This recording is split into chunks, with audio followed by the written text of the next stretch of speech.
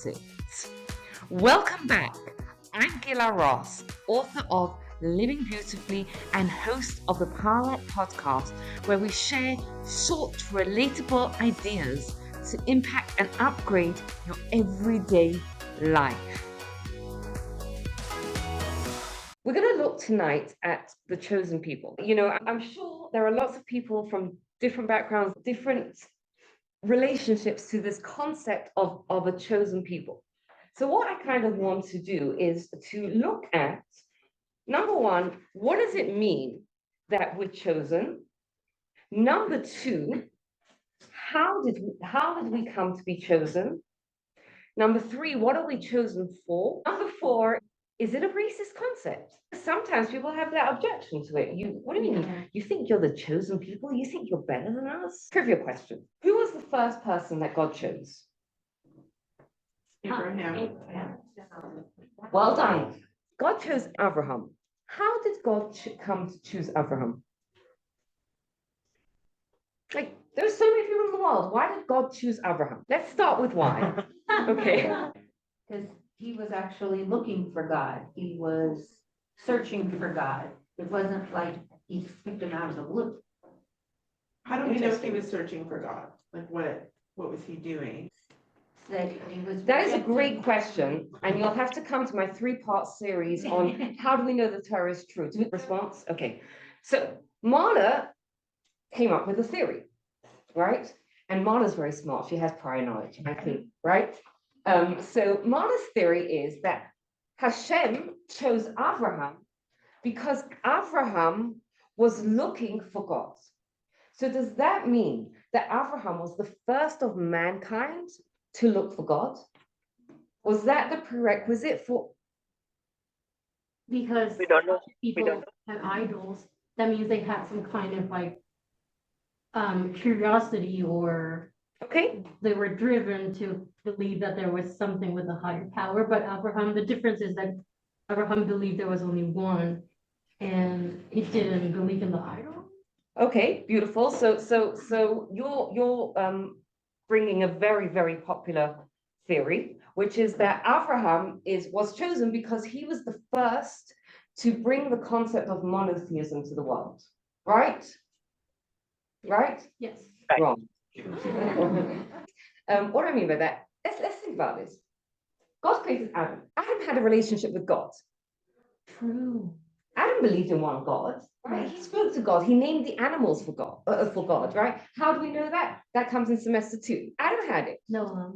Adam messed up, and God said, "Okay, plan B for the world." And then there were other generations, right? There was, for example, we're told about the yeshiva of Shem and Ever. When Rebecca was pregnant, she went to Shem and Ever to find out why her pregnancy was so weird. They also believed in one God. So why did God choose? What was unique about Abraham that these other people didn't do? Yes. Could it be because Abraham had enough faith to sacrifice Isaac if he felt that's what God wanted? That is a great answer. My challenge with that is that God chose him before he sacrificed his son. In the chronological order, we see that Abraham is already chosen a little bit before that. Say that again, sir. When in the chronology is Abraham actually tested? But is Abraham actually chosen? Is he chosen? Is the reason that Hashem was testing Abraham in all of his tests because he was chosen, or was he chosen because of the tests? Okay, that is a great question. Let me back up a bit and give you guys a synopsis, right? We talk about the chosen people. What does it mean? How does it work, right? God created Adam. Adam messed up. Then God had a plan where there was going to be someone who was going to carry out his mission in the world. God chose Abraham, possibly. We'll see I'll come back to that. Abraham had 2 sons, Isaac and Esau. Isaac becomes part of the Jewish people. Esau does not. So Yitzchak has 2 sons, Jacob and Esau. Jacob becomes part of the Jewish people. Esau does not. Yaakov has the 12 tribes, they become the Jewish people. And when do we become the chosen people? Is we're actually told that before God gave the Torah at Sinai, God kind of said to all the nations of the world, Yes, right? Would you like this Torah? we chose it. And They declined it. every other nation of the Yeah. world declined it. And we said yes, right? So that's kind of the chronology of events, right? Like if we talk about chosen, it's a little bit like misleading because who chose who? Did God choose the Jewish people or did the Jewish people choose God? We chose each other. Well, we Okay. made the choice because it was offered, God offered it to everyone, all commandments, Torah, all of it. And it was the Israelites that chose it. It's true. I like what you said that we kind of chose each other, right? Because if you look back at Abraham, why did God choose Abraham? Because Abraham chose God. Abraham was someone who said there is a God in a world rampant with idol worship. He said this doesn't add up. The idol worship story doesn't add up. There must be a higher power. Let me go find that higher power. But what made him unique wasn't that he formed a relationship with God. What made him unique was that he was the first one to spread that knowledge to others, to share that with others. He was the first one because everyone else kind of like Shem Ever, what did they say? You know, we have a relationship with God. We're going to build a yeshiva. We're going to study Torah. Anyone who wants to study Torah, come. But you come to us. Abraham was the only one who said, you know what? I am going to like spread this knowledge. Which one is better? Going out to people or staying secluded? Keruv. It's like Keruv. Okay, so Gabrielle is saying going out, outreach. Avram is better because he's going out to the world and spreading it with Sarah. The irony of this though is that we're not proselytizing religion. So Abraham was rewarded for proselytizing. We don't do that. Yeah. Okay, so a very good question. I want to distinguish two things. What Abraham taught the world was, what did Abraham teach the world? He didn't encourage them to become Jewish. He taught the world about God. And that is something that every human should have. According to Jewish ideology, every human should have a relationship with God, regardless of whether you're Jewish or not. And we'll talk about when we talk about what does it mean to be chosen, the difference between a Jew and a non-Jew. Where in the Tanakh does it talk about Abraham talking about Hashem or spreading this message? So it's right in the Genesis, and then some of it's in the written Torah and some of it's in the oral Torah. And again, that's part next semester. Okay, from where it says God chose Abraham.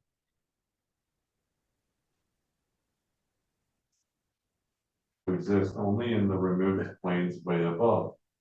In return, Abraham and his descendants gradually reversed this process, bringing spirituality back down into the world. Abraham was given 10 tests, and never in history had an unaided individual made such a complete break with his environment, overcoming all obstacles for a yet unknown faith. Thank you. Do you want to continue? Sure.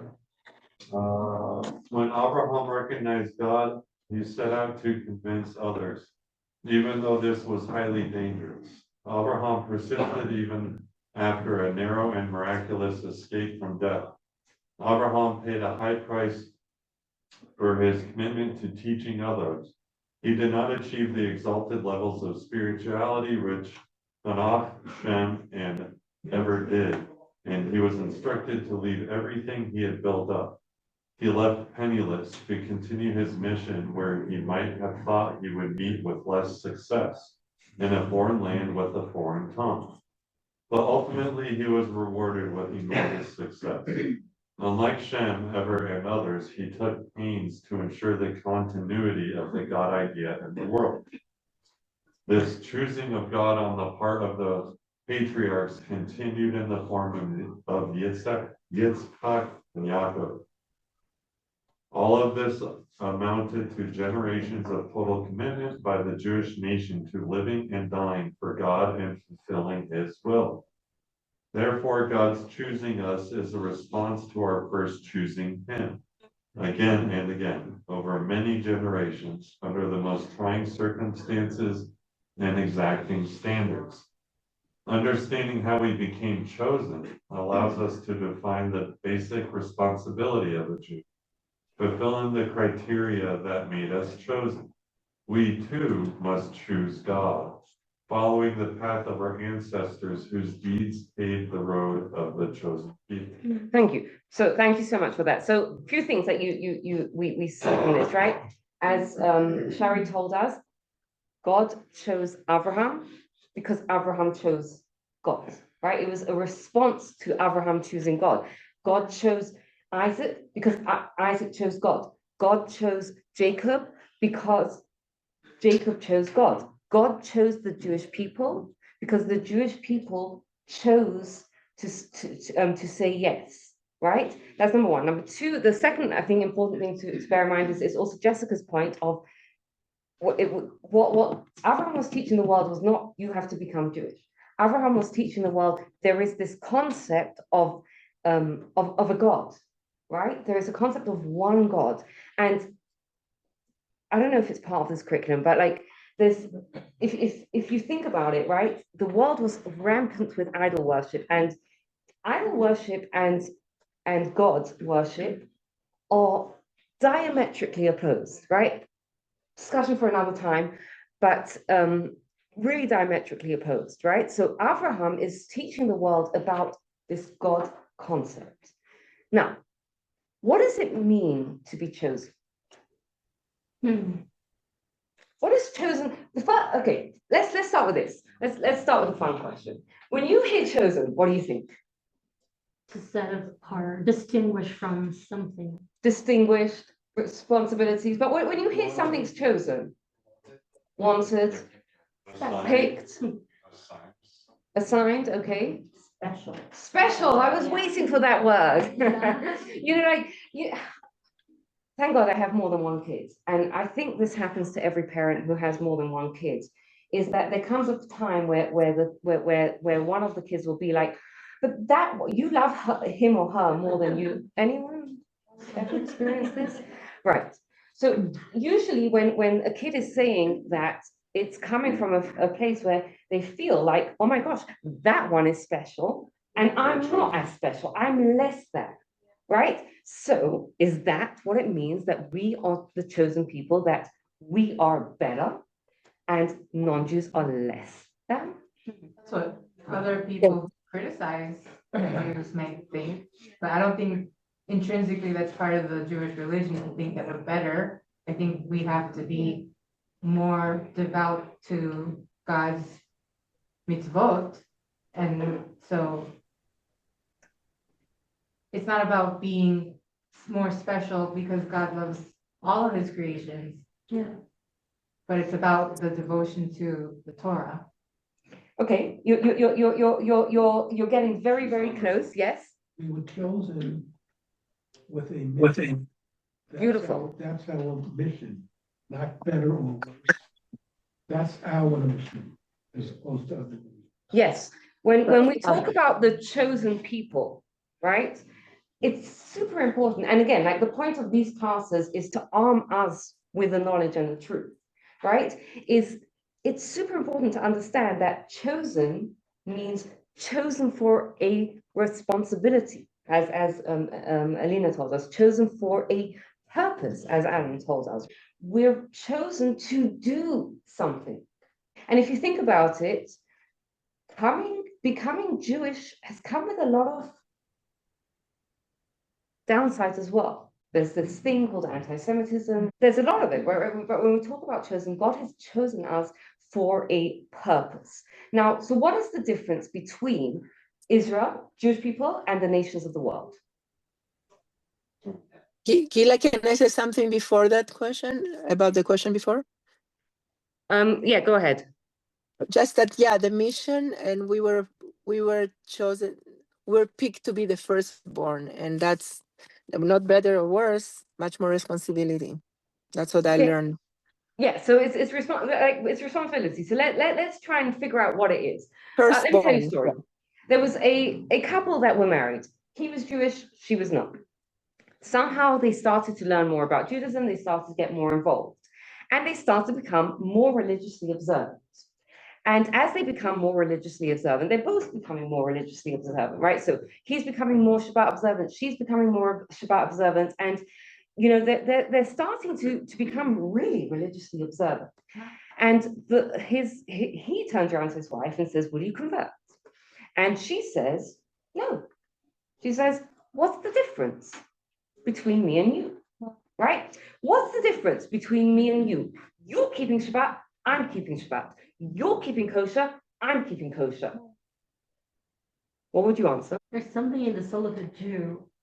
It is a great question, and I want to share just to make you all feel better. Like, she had this question for a long time, right? She went to many people with this question, and no one could address it in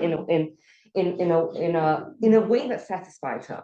Yes. Maybe that for the non-Jew, it's not a requirement to do those things. Like if she stopped doing them, she's not required to do them. But for a Jew, it is more of a requirement to preserve the Torah and the mitzvah thing. Yes, you're right. It is more of a requirement, but how does that change things? So she goes to this rabbi eventually, and she says to the rabbi, "Rabbi, they share the story, and she's like, why should I go to the mikveh to convert? Right? There's no. What's the difference between my husband and me?" And the rabbi says, "Let me tell you a story. Have you ever flown? Anyone here has ever flown? Yes, right."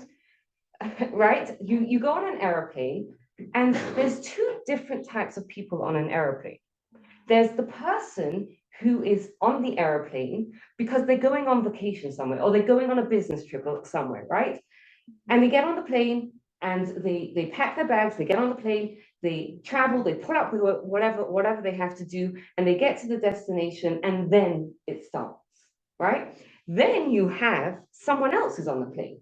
Who is this? This is the flight attendant, right? The flight attendant, the journey is the most important part, right? So if you think about it, the passenger is going to put up with a little bit more, right? Because no, very few people like flying. Very few people like flying, but I'll sit and I'll put up with it because I want to get to the destination. And the rabbi explained to her, he says, in this world too, there's two different roles sort of you can travel through this world, right? There's the role of the passenger, where you're here in this world for a purpose. The purpose is beyond this world, right? So you're traveling through this world to get to a purpose. Or you can travel as a flight attendant, right? Where the primary purpose is to get through this world. And if you look at the 613 commandments that the Jews have versus the 7 commandments that non-Jews have, the 7 commandments that non-Jews have are very much focused on how you live a moral life in this world. And he said to her, when you choose to become Jewish, you choose to upgrade and take on the responsibilities of a Jew and to become and to sort of travel like a passenger. So what he's kind of saying here is that it's not just we have more mitzvot, they have things. It's that our mindset, right? Our mission is different, right? God has a plan for this world. And in this world, he has different roles for different nations. And for the nations of the world, their roles are to live moral lives, right? To live in this world and moral life. For a Jewish person, they have a different role, right? And it's a more responsibility, for sure, right? You have to, you're upgrading from 7 to 613, which by the way is not really 613. We only have about, I think, 14 to 20 that are applicable on day-to-day basis, but just to not scare you that much, right? So what is this role of the Jew? In a lot of ways, I feel like the 613 commandments are meant to be part of the blueprint for humanity. It's what keeps humanity together. They have to happen in order for humans to human. Keeps the moral fabric up. Yeah, like the moral blueprint. So I would say that it's more than just that, right? Give you an example. Shabbat. You can live a very moral life Sure, without Shabbat, absolutely. right? What is the purpose of, and I can pull you out like many different rules, right? Many different laws in Torah that you can, it's not just, right? Because that's, I think, the nations of the world purpose is to live a moral life. It's not just to live a moral life. Of course, that's the basis, that's the foundation. But the role of a Jew is to unite the physical and the spiritual world, right? The role of a Jew is if we think about it, Yaakov, right, was the third of the patriarchs, and he united two worlds. He united the world, the world of the physicality and the world of spirituality, right? And that is what the purpose of our role in this world is. Okay, does anyone want to read "This is the intention"? Thank you, Zuli. This is the intention and purpose of the creation of the nation of Israel. They should be a singular nation in the land of Israel, and there the Shekhinah, the divine presence, will dwell, thereby reflecting divine dispositions of holiness among the nation itself. Therefore, the nation is called Knesset Israel, the assembly of Israel, referring to the heavenly kingdom. For Israel is precisely like the moon opposite to the sun, reflecting its light. And for them, the glory of God is reflected into the world. Beautiful, beautiful. Thank you. Anyone wants to read on page number 3? It goes a little bit more into detail to sum up what we kind of were just talking about. Thank you, Shira. Yeah, the focus. The focus of non-Jewish life is earthly existence, incorporating a broad range of norms, all geared toward the ordering and taking full advantage of the world on a two-dimensional plane. The 7 Noahide commandments all reflect this idea. They relate to life within the set boundaries of physical existence, within an autonomous world that knows only 2 dimensions. The sages thus term non-Jewish nations of the world. They are essentially of the world. Jewish life, by way of contrast, revolves around the 3rd dimension, a plane of existence that connects the physical world with a higher divine existence. Unlike the nations of the world, the deeds with which Israel is charged are therefore little understood by their human perpetrators, for they pertain to a divine spirit that is not of the world. It is this that the Jewish people are chosen for making the heaven-earth connection, for imbuing the world with a spiritual light, and for bringing the Shekhinah to reside among mankind. Beautiful, thank you. So just to sum up what we're saying, right? God chose the Jewish people because the Jewish people chose God. What did God choose them for? God chose them for an exalted mission, right? Hashem basically said there's 2 ways to travel in this world. You can travel as well, until Sinai, there was 2 ways you could travel in this world. You can travel as a non-Jew, in which case you have 7 commandments. Your role in this world is to make sure that the world runs in a moral fashion. Or you can choose to travel as a Jew. And there, on top of that, you have this mission of bringing down godliness into this world, bringing down spirituality into this world. And we'll come back to it in a second, right? So once Sinai came, then we became a nation, and then anyone who was born into the Jewish nation after that is Jewish. They don't have a choice of whether they can or don't be Jewish, but anyone who isn't Jewish still has that choice to join if they would like to. Okay, so God has this exalted mission for us, right? And what else? And then what happens is God spreads us around the world. What do you think is God doing by putting us around the world? Spreading the message. Beautiful, because we're supposed to be a light onto the nations, right? And again, I want to share with you an example and pretend that you're hearing it for this the first time, right? A lot of us grew up in the Western world. You take for granted the idea that everyone's equal. How do you come to that understanding that everyone's equal? Imagine you've never heard this concept that all lives are equal. Hold on a second. It's not, you would not necessarily logically come to that answer, to that conclusion. Let's say I'm born with more charisma than my sibling, for example. So I should be the favorite child, right? Like maybe I'm worth more. You know, who's to say that someone who is born with disabilities is not worth less? Logically, it's not a logical conclusion. How do we come to that conclusion?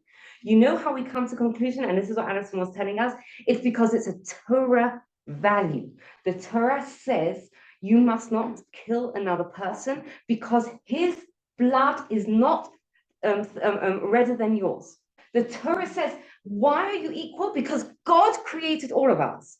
And those values, so many of those values, by the way, they come from Torah. And they're seeped into Western society. We just take them for granted right now. But where do they come from? They come from us doing our part as being a nation, a light onto the world, right? We share this idea, this concept that like every human is valuable and equal because God created them, right? Mm-hmm. Okay. So, 1 minute, where were we? What do we do? Okay. And it's fascinating also is that a lot of non-Jews have recognized this about the Jews. I believe Hitler was quoted as saying that the Jews are the conscious of the world, and no consciousness of who Conscience of the world. Let's ask Google. But I believe he said something to the effect of that, like one of the reasons why he wanted to get rid of the Jewish people is because the Jews brought consciousness to the world, right? That sense of like right and wrong, morality, and it's not comfortable, right? Who wants to be reminded? It's written in the 90s, and it's called Chutzpah, and it's about it's a memoir of his, but he really talks about he's a famous lawyer who's done a lot to advance civil rights. He also did defend OJ, but that's a whole other thing. But that aside, I learned so much about the advancements in law and civil liberties in this country in the 20th century as a result of Jews that became involved in law. It's actually fascinating. It's a fascinating topic to explore. If you're interested, go ahead, go away and explore it. But like how many of the Western values that we take for granted are rooted in the Torah, right? Like if you think about it, it doesn't make logical sense, but they're rooted in the Torah, and Torah has brought that morality to the world. They forget that it's from the Torah. Because they're based on Christian values, but I mean, Christianity takes them from Christianity is taken from the thing, right? And to give you an example, imagine there's a king of a country, right? And he wants to ensure that the country is running smoothly. So what does he do? He gives them rules, whatever, but the people aren't listening to it. So what does he do? He sits down with his advisors, and his advisors say, what we should do is we should select a few people, right? And give those people an elevated code of conduct and give them a way to distinguish themselves, right? Make them wear purple jackets, for example. Disperse them amongst the country so that everyone can look around and say, oh, what would the purple jacket people do? We have a higher code of conduct, and our job is to live to that higher code of conduct, to bring godliness into this world and to disperse it amongst the world. Sure. Yes, It was Hitler. yes. Conscience is a Jewish invention. He did not mean it as a compliment, just by the way. Right? Which, okay, the consciousness is a wonderful thing, by the way. If a person has a conscience. Okay, before we go on to the final question, any questions, any thoughts? Yes, Nina. So forgive the question, but I'm very curious. I mean, Jews are the chosen people, but we're looked down upon so much. So what are we doing wrong? Who said we're not supposed, who said we're doing anything? Who said we're I don't- supposed to be? No, but we're the chosen people. I think I hear what you're saying. I think I hear what I'm hearing you say is that if we're the chosen people, right, and our job is to spread the lights, then surely we should be looked up to. But that's not the way it works in the world. If you think about it, teachers, their job is to be a role model. Most of the time, they are not lights, right? The kids are like, I can't wait for the teacher to leave so I can go home, right? Yeah. Or whatever it is, right? A lot of times we don't necessarily look up to things. And if you think about that, people to look up to us, but they look down on us. yes, because it's uncomfortable. One of the reasons why, it's because it's uncomfortable, right? Someone comes into your house and you know, they're calm and they're patient and they're kind and they're loving to everyone. Like stop being so nice, right? You know, like it's uncomfortable a little bit because it shows us, you know, it's uncomfortable to be with someone who's showing you a higher standard of living, right? Like it's again, and I'm not saying that that person who's coming into your house who's kind and loving and patient and thing is judgmental or anything, but like whatever. Enough, right? Show me your flaws. I want to see your flaws, right? That's what we kind of want to see. Yes, Shari, and then I'm going to go on to the final question. I was gonna ask about like even from the beginning, you were asking why Hashem chose Abraham, but he didn't choose Abraham with the name Abraham. He gave that to Abraham when he was like 99 years old. His name was Abraham. True. And then by the fact that he went through all these tests and he like showed his faith, and then Sarai became Sarah, and like maybe you can talk about the name change being significant. Okay, if we have time, Okay. I'll get to that. But I want to ask the question. Hopefully, the question that everyone's grappling with: is it a racist thing to say we Jews are the chosen people? Yes or no? Depending who you're asking. I'm asking you. Not with that perspective, or if, you know, like I knew before I came to this class that it was that God offered the Torah to all nations and it was the Israelites that chose it, that everyone had the chance. But there is this misnomer belief that Jews are special because they were chosen and that we believe we're special, and that's where a lot of the Zionist stereotype comes from, that they think they're better than everyone. Well, that is what, again, and we can understand why that is, because again, if there's a family and one kid is the chosen one, like the other siblings are going to be like, why is that one chosen? All right, so let's try and pull it apart and see, is it racist? Yeah, yes or no, right? So what is racism? Racism is when anyone here wants to define racism for me? Define, yeah, what is racism? Yeah. Beautiful. One race who feels or thinks they are superior than other races. Okay? Germany. Exactly, right? That is racism. So let's pull the concept of the chosen people apart and see whether it lives up to this definition or not. Does Judaism believe that Jews are superior? No, right? Judaism believes that the Jews have a unique purpose in this world, right? It's unique. It's not superior, right? Just because you're a Jew doesn't mean you're superior than a non-Jew. Does Judaism believe that we are a race? A race? Yes. No, We're an ethno-religious identity. we're a civilization. We're a nation. What I so. Okay. race is a construct, so how can we be racially Jewish when we have white Jews and black Jews and dark Jews and Arab Jews, how do Okay. we even do I'm that? gonna go simple. Judaism is not a race, right? Because give me an example of a race. Hispanic. If I want to become Hispanic, can I? No. No, right? You cannot change your race. You're born into it and that's it for the rest of your life. If I want to become Jewish, can I? Yes. No, because I'm already Jewish. Right? But again, you see the difference? Like, we're not even a race. DNA test that will tell you if you're Jewish.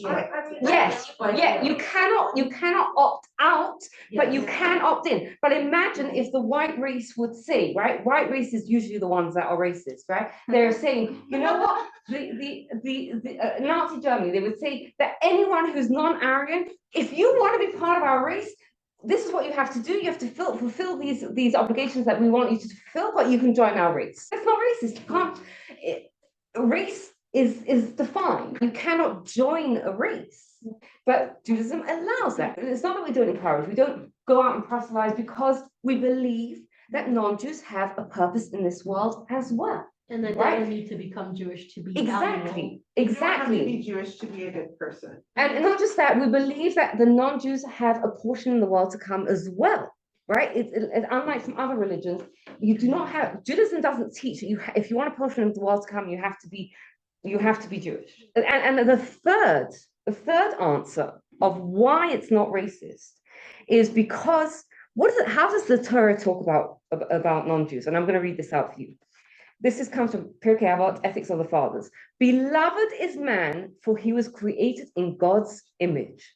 As it is written, for in the image of God he made man. Read it again. It does not say beloved are Jews. It says beloved is mankind, right? Mankind. Again, the three things that we see about it. Number one, we do not believe we are superior. We believe that we have a mission, a unique mission that we have to fulfill. We're not a race because you can join us if you want. You don't have to, but you can if you want. And we believe the Torah teaches us that all people are beloved because God created them. Thank you. Sure. Thank you so much for taking the time to listen. I'd love to hear your feedback, and if you enjoyed this episode, you'll love my book, Living Beautifully, How to Bring Meaning, Joy, and Love into Your Life, based on the timeless wisdom of Pirkei Avot. And please take a moment to rate, review, and subscribe to the podcast so you don't miss out. Have a wonderful day.